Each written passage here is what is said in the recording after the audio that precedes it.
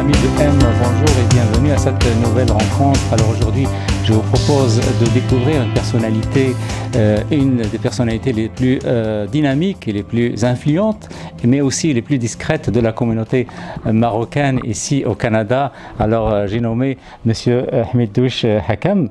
C'est Hakam, merci de nous recevoir à votre bureau ici au Vieux-Port de Montréal. Merci à vous d'être là et je suis toujours là pour vous.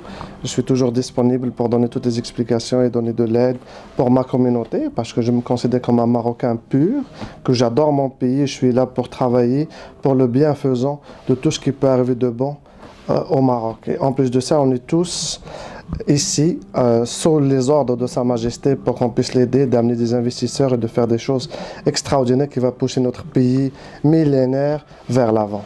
En effet, c'est Hakam, vous avez toujours répondu présent à toutes les sollicitations et ça c'est tout à votre honneur. Alors aujourd'hui on est là pour parler spécialement d'un projet qu'on va découvrir ensemble, mais avant de parler du projet, j'aimerais bien qu'on découvre un peu le porteur du projet. Alors qui est Hamiddouche Hakam? Je suis une personne qui est très simple, je suis là depuis à peu près plus que 20 ans. Je travaille dans l'ombre pour faire des choses qui peuvent aider ma communauté. D'ailleurs je fais beaucoup de discrimination positive pour que je puisse donner la chance à ma communauté pour qu'elle puisse travailler, de chercher l'expertise, de chercher l'expérience. Je suis une simple personne qui travaille, donc c'est tout ce que je peux dire. Je suis le chef de ma big group. J'aime pas beaucoup parler de moi-même, je laisse les gens juger lorsque je serai mort.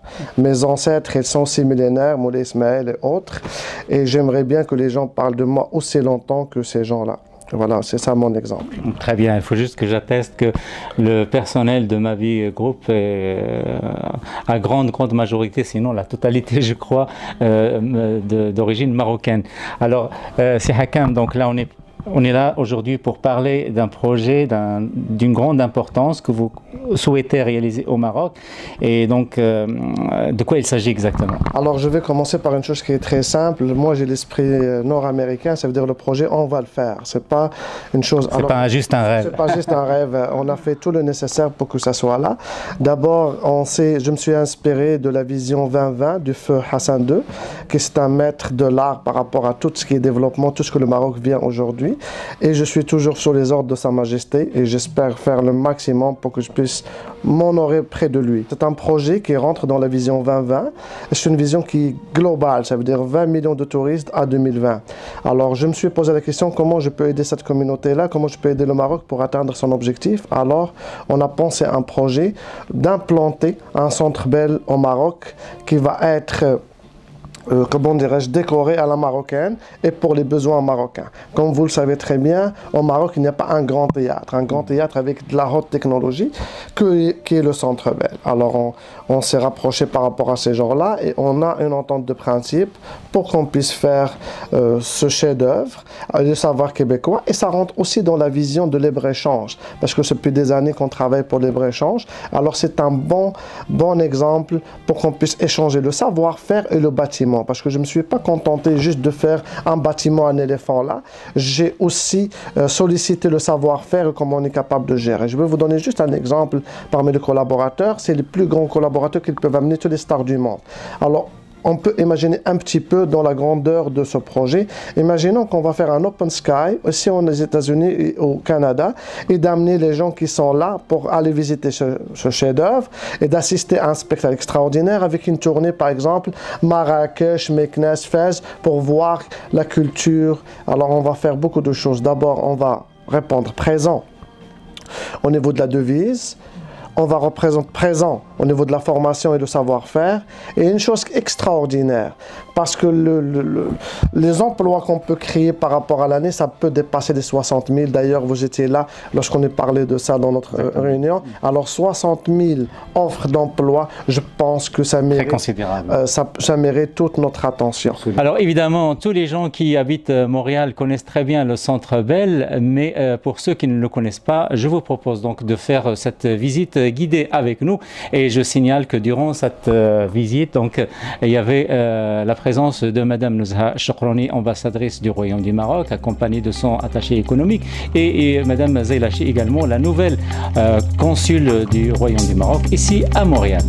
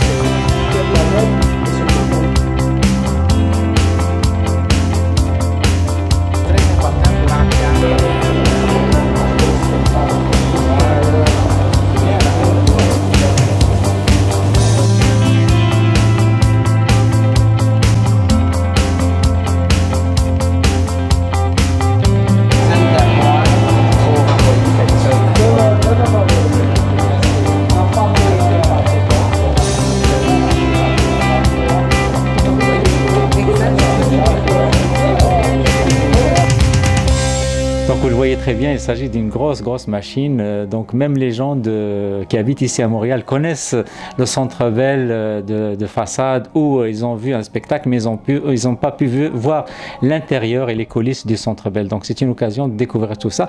Et puis on continue notre discussion avec Monsieur Hakam. Donc Monsieur Hakam, donc vous nous avez d'emblée rassuré que ce projet-là verra le jour. Maintenant, c'est comment et quel est le montage financier que vous envisagez et comment ça va se passer? Alors, comme vous le savez très bien, nous, lorsqu'on était tous là, on a ficelé d'abord le côté financier. Donc, le Maroc, il ne va même pas participer d'un dollar. Donc, on a cherché tous les financements avec le SADC qui a signé avec le Maroc d'assurance de 750 millions de dollars. Il y a la caisse de dépôt qui peut nous financer. Il n'y avait pas de problème par rapport à ça parce que les joueurs, ils sont des grands joueurs ici au Canada et ils sont capables. La caisse de dépôt, il a une badline de 168 milliards de dollars pour faire des projets. Deuxièmement, nous avons des investisseurs privés, des milliardaires que je ne peux pas nommer les noms. Locaux, marocains ou canadiens? Non, il y en a des Saoudiens, il y en a des Canadiens et qui ont aimé l'idée parce que le Maroc est devenu comme la mode aujourd'hui. Et tous ces gens-là, une référence au niveau d'investissement, au niveau de l'accueil, au niveau du tourisme, au niveau de beaucoup de choses. On doit ficeler certaines choses, bien sûr. Et à ce moment-là, moi, j'ai un bon problème. Le problème à qui je vais donner cet investissement. Donc, pour nous, les hommes d'affaires en général, d'abord, il faut chercher le financement. Lorsque le financement est là, j'ai un bon problème. Il ne faut pas mentir. Maintenant, un problème positif. Un problème très positif. Ouais. Deuxièmement, qui est très important, qu'on a signé l'accord de principe avec M. David Smith, qui est l'architecte et tous les éléments, et tous ces joueurs au niveau de tous ces éléments. Donc, l'entente de principe, elle est là, on rentre dans les petits dévis et les petites choses qu'on peut négocier. C'est toujours comme ça, comment ça se passe pour les gens qui n'ont jamais fait d'affaires à cette grandiose-là. C'est toujours, il faut ficeler des choses au fur et à mesure que les choses viennent. Deuxième élément qui est très important, la question que j'ai reçue de pas mal de monde, dans quelle ville on va faire ce chef-d'œuvre. Je ne vais pas faire ça parce que je vais donner la chance aux maires, les majors de Casablanca ou de Marrakech ou de Rabat, les trois villes que j'ai sélectionnées pour qu'on puisse faire ce projet-là, de s'y participer, de savoir s'ils veulent participer à ce chef-d'œuvre-là, parce que ça va donner de la visibilité et de la notoriété aux autorités marocaines à l'étranger et on peut participer ou bien par un terrain, ou bien par des autorisations, ou par des choses comme ça. Alors, à ce moment-là, mon deuxième étape, c'est d'ouvrir ma porte à ces gens-là pour qu'on puisse discuter de la faisabilité. Mais pour vous dire, on a les fonds pour acheter un terrain. Vous savez, on peut faire le projet à 100% privé. Mais à ce moment-là, ça va être un peu bizarre que les autorités ne peuvent pas participer. Exactement. Pour la notoriété et pour attirer d'autres investisseurs pour qu'ils puissent voir le savoir-faire, le savoir comment le Maroc il est capable d'accueillir des sommes comme ça et de réaliser de grands projets. Absolument. Donc, je pense que ça va faire jouer un peu la concurrence entre les trois grandes villes. Alors, Casablanca, Rabati et Marrakech. Donc, vous êtes prévenus. Donc, faites votre travail là pour ramener ce beau projet là, surtout ne serait-ce que sur le plan des postes de travail que ça va créer, ça va être très important. Alors avant de continuer, donc je vous propose, Si Hakam et nos chers web spectateurs, de mieux connaître le centre et en chiffres et avec plus d'informations techniques grâce donc aux informations que nous a donné un homme qui peut être la meilleure personne à nous parler de ce centre là, puisqu'il est là-bas depuis 26 ans, soit depuis le lancement du Centre Bell. Donc, ma rencontre avec M. Alain Gauthier, donc vice-président et directeur général du Canadien de Montréal. Vous êtes le bienvenu. On est bien heureux de vous recevoir au Centre Bell aujourd'hui. Merci. Alors, vous, ça fait 26 ans que vous êtes, donc votre nom est associé à ce magnifique projet du Centre Bell. Parlez-nous un peu, présentez-nous ce centre de renommée internationale. Oui, effectivement, depuis 26 ans, la chance que j'ai eue aussi dans cette carrière de 26 ans avec l'équipe d'hockey et la gestion des spectacles, on a commencé dans un autre édifice qui était le Forum dans les années 86. Et dans les années 93, on a décidé de construire un nouvel amphithéâtre et j'ai eu la chance de faire partie de l'équipe de gestion de la construction de l'amphithéâtre. Donc, j'ai eu l'expérience de faire toutes les étapes, autant la planification de l'amphithéâtre que le moment de la construction et surtout la mise en service, qui est un moment très important avec tous les employés pour s'assurer que les gens, autant les employés, puissent se familiariser familiariser avec les lieux, autant la clientèle devait se familiariser avec les lieux. Et lorsqu'on ouvre un édifice comme celle-ci, tout le monde arrive en même temps, donc tout le monde doit se familiariser en même temps. Ça qu'on a eu de bonnes expériences. Ça a très bien été, on était bien heureux. Et d'ailleurs, je vous dirais qu'on a eu, j'ai fait partie de l'équipe de construction aussi de l'aréna, qu'on a une aréna à Brossard pour les joueurs, nos joueurs de hockey qui puissent se pratiquer. Donc tout l'aspect construction et gestion de l'édifice là-bas est sous ma responsabilité. Et maintenant, on a l'année passée, on a eu la gestion d'un édifice qui va se construire à la ville de Laval pour 10 000 sièges pour les spectacles et les sports professionnels aussi. Super. Ouais. Et donc le Centre Bell, d'après la visite qu'on a vue, c'est une grosse machine. Et puis les gens connaissent un peu l'extérieur, mais ne connaissent pas les entrailles un peu de ce centre-là. Parlez-nous un peu de l'arrière-scène du Centre Bell, les gens qui travaillent, la logistique, et puis toute cette mécanique-là qui gère ce centre avec toutes ses complexités, ses événements, ses calendriers très serrés, tout ça. Effectivement, c'est une grosse machine. On a pour un événement complet, une partie de hockey ou un spectacle, on va vendre au-delà de 20 000 billets. On a au-delà de 1200 employés qui travaillent au Centre Bell. On est bien heureux. Le lien d'appartenance est très fort aussi. Donc, on a d'excellents employés qui font une prestation de travail exceptionnelle et qui est très important aussi parce que les clients ne se rendent pas compte nécessairement de toute l'envergure de la charge de travail qui doit être fait pour un spectacle ou une partie de hockey. Je vous dirais, depuis samedi, en 4 jours, on a eu 4 événements. Ouais. Donc, le travail se fait ici 24 heures sur 24, même si les gens viennent pour une période de 4 heures. Nous, on a des employés qui vont travailler de soir, de nuit, de jour pour faire arriver l'événement. Les gens travaillent très fort et le but ultime la mission et le mandat de ces employés-là, c'est d'être le plus transparent possible pour que lorsque la clientèle vienne ici, n'ait aucune idée qu'on avait eu un événement la veille ou qu'un événement le lendemain. Tout à fait. C'est l'impression qu'on a. Oui, puis je vous dirais, cette année, on a fini l'amphithéâtre la plus occupée en nombre de spectacles à travers l'Amérique du Nord, autant les États-Unis que le Canada. OK. Et comment vous expliquez ça? Il y a une conjoncture spéciale? Le fait que c'est le Québec est une province qui est culturelle française, qui est un peu plus européen que les autres provinces ou les États-Unis. Ça a un cachet particulier, en fait. Ça a un cachet particulier et les artistes aiment venir ici. Et je vous dirais aussi que l'amphithéâtre est un amphithéâtre qui est très propice autant au niveau de la clientèle qui est avant la scène, qui vient voir l'artiste, et autant pour l'artiste. Pour nous, c'est important que l'artiste qui vient au Centre Bell ait un environnement pour lui, une expérience pour l'artiste, autant que l'expérience pour le client. L'artiste, pour nous, est très important qu'il y ait une belle expérience ici pour qu'il puisse revenir. Donc, on a créé avec le temps une belle réputation, autant au niveau de la clientèle qui vient voir les spectacles, autant avec les artistes qui viennent pour donner leur spectacle. Et les artistes, maintenant, préfèrent Montréal que d'autres villes. Et c'est important pour nous et c'est probablement pour ça qu'on a fini premier en Amérique du Nord. Génial. Et puis maintenant, parlez-nous un peu de ce partenariat, de ce projet de partenariat avec le Maroc.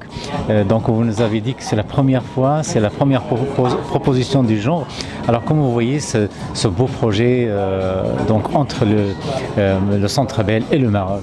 Nous, on est très excités d'avoir été invités à participer à cette analyse pour faire cette entente.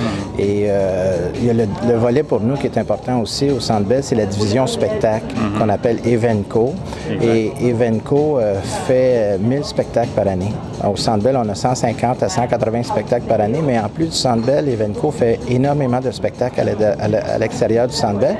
Evenco, à travers le monde, est la 8e au monde au niveau de la production de spectacles. Okay. Donc, pour le Maroc, pour un amphithéâtre comme le Maroc, pour nous, on a des liens d'affaires avec plusieurs artistes, avec plusieurs agences, avec plusieurs gérants, qui fait en sorte qu'il y a une possibilité énorme pour qu'on puisse amener notre expertise au Maroc avec une période de transition qui pourrait se faire avec les gens de là-bas pour pouvoir échanger notre expertise avec eux pour créer cette expertise-là au Maroc aussi.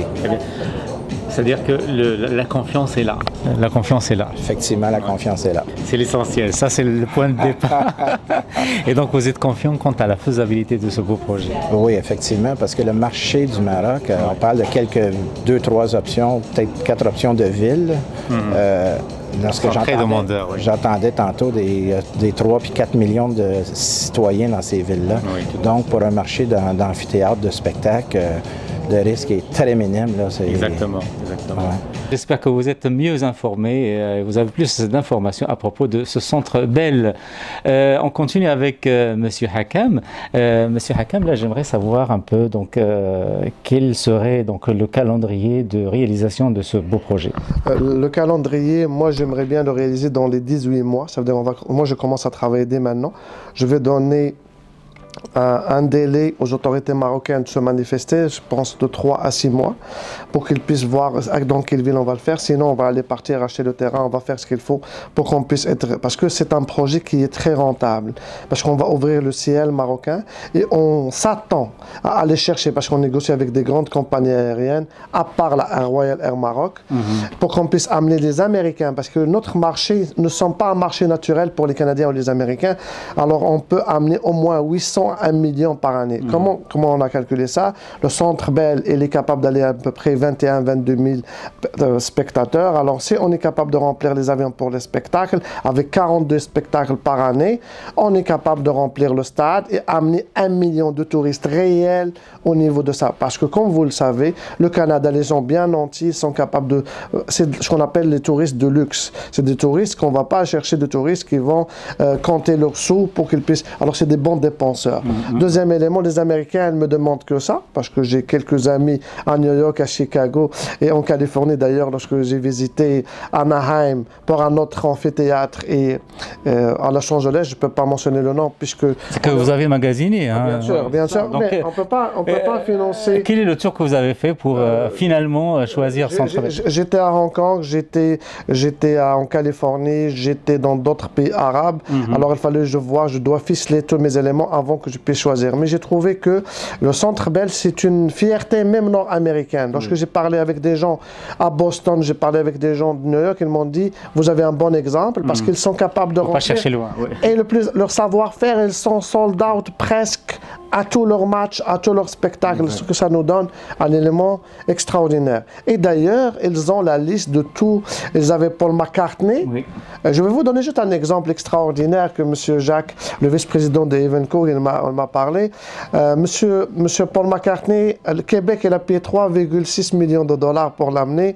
Lorsqu'il a négocié avec Evenco, qui sont les responsables, il a payé 1,2 million. Je trouve que d'avoir un allié comme ça à côté de moi, ça va nous faire sauver beaucoup d'argent et à ce moment-là, ça va laisser beaucoup de devises dans notre territoire et beaucoup de bienfaisants à toute cette communauté qui va vivre. Parce qu'il ne faut pas oublier, c'est pas juste un éléphant qu'on va mettre. Les touristes-là, ils vont acheter, ils vont manger, ils vont se loger, ils vont participer à l'économie marocaine et ça va avoir une projet extraordinaire.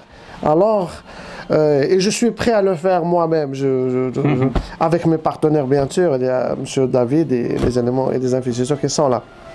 Je souhaite de tout mon cœur que l'autorité marocaine participe à ce projet-là, parce qu'elle est porteur et ça donne de la notoriété, parce que c'est le premier projet nord-américain de ce genre au niveau de spectacle. Deuxièmement, après Bombardier, parce qu'on est tous, avec Mme Saad El-Maalem, avec Mme Son Excellence Nzha Chkaouni, l'ambassadrice ici, on est tous participés d'une façon ou d'une autre pour la réalisation de ce projet-là. Mais Madame Saad, elle a fait un travail extraordinaire. On a amené de l'aéronautique au Maroc. On veut amener de le high-tech. Parce qu'avec cet amphithéâtre, il n'y en a pas une célébrité qui va dire non pour les éléments par rapport à ça. Les autres joueurs au niveau de l'aéronautique, au niveau des compagnies aériennes, on est en train de voir est-ce qu'on peut intégrer une tournée Paris, Madrid, Rome, Saint-Pierre. Et ils vont venir voir des spectacles, peut-être ils vont passer une nuit à Marrakech ou à Casablanca ou à Rabat. Donc on peut rentrer dans le cycle d'une semaine, que les gens, ils veulent juste voir des monuments et des monuments, et la fin, elle va se faire avec un grand spectacle. Est-ce qu'on a vraiment pris l'idée d'une façon significative, par exemple à Las Vegas? Las Vegas, des fois, on part pour un week-end juste pour voir un show de Céline Dion. Oui. Moi, je ne suis pas un joueur de casino, mais j'adore les spectacles. Las Vegas, c'est la capitale pour voir les spectacles grandioses, et j'aimerais bien que cet amphithéâtre, il va faire le même rôle d'une façon significative et d'une façon objective par rapport au tournoi européen. Nous sommes proches du vieux continent. Nous sommes un pays millénaire qui est capable de porter des choses extraordinaires. Nous avons des villes qui sont protégées par l'UNESCO. Nous avons Fès qui a 1200 ans d'existence. Nous avons Marrakech qui a des arbres qui sont millénaires. Nous avons Casablanca qui est devenu l'apogée au niveau de l'économie africaine. Avec le chantier qu'il est là, je pense que c'est vraiment le moment de faire quelque chose pour qu'on puisse développer autre chose, pour augmenter la qualité de vie de tous les Marocains. Effectivement, donc on voit bien que toutes les raisons sont là pour donc aider et contribuer à la réalisation de ce méga projet. Et puis je pense j'ai l'impression qu'elle est tellement à portée de main que même l'architecte du Centre Bell, à qui j'ai la chance de parler, semblait déjà à l'œuvre donc pour imaginer un centre pareil au Maroc, à l'architecture, à la saveur marocaine. Donc on va voir donc la conversation que j'ai eue avec Monsieur David Smith, donc qui est architecte et créateur du Centre Bell à Montréal.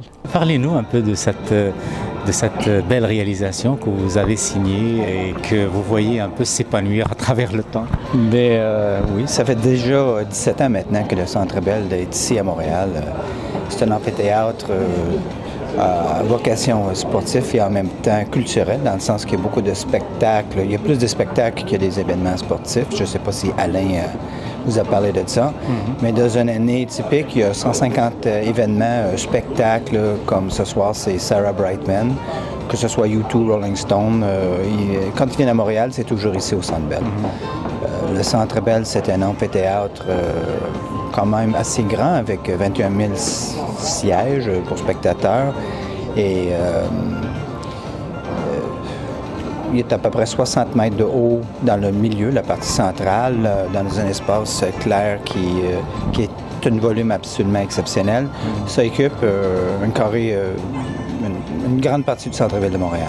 Vous nous avez parlé tantôt d'une particularité du centre-ville, à savoir l'inclinaison un peu des sièges qui permet une proximité entre le centre-ville, les estrades, ils sont plus inclinés, alors c'est très abrupt. Quand vous êtes dedans, il y a des gens qui ont une vertige, c'est peut-être problématique, mais il reste que à cause de cela, les gens sont toujours plus près du chanteur en question, le spectacle, ou le match de hockey ou quoi que ce soit, à un point que le Centre Bell, la personne qui est le plus haut est quand même 30 mètres plus près de l'action que dans n'importe quel autre amphithéâtre en Amérique. Ah ouais, ça c'est une particularité, effectivement.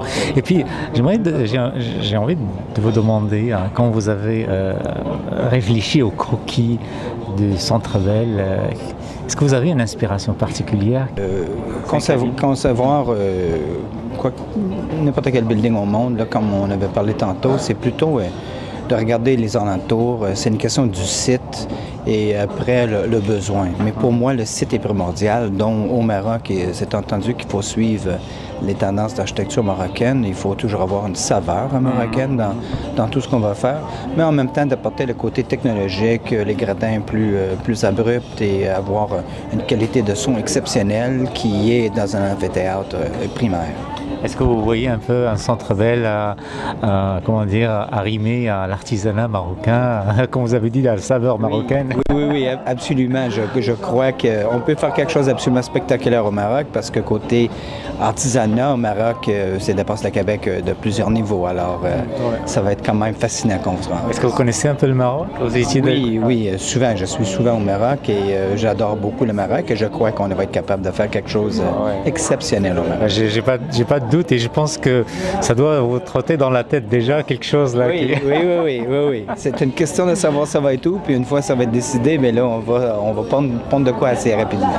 En tout cas, je vous souhaite vraiment une très bonne inspiration et considérez que le Maroc c'est l'annexe du Québec. Oui, c'est l'avenir. Le Maroc c'est l'avenir. Donc vous le voyez, donc l'architecte est vraiment enthousiasmé à l'idée donc de voir la réplique du Centre Bell au Maroc. Oui, parce qu'avec sa temps d'expérience, qu'est-ce qui est le plus important? Parce que dans les projets qu'il a réalisés, le défi numéro 1 était comment on va trouver l'argent pour financer un projet. Aujourd'hui, on peut se parler entre nous, il y a 400 millions de dollars sur la table. On n'est pas des faux, nous sommes des hommes d'affaires, on ne va pas juste dépenser cet argent-là.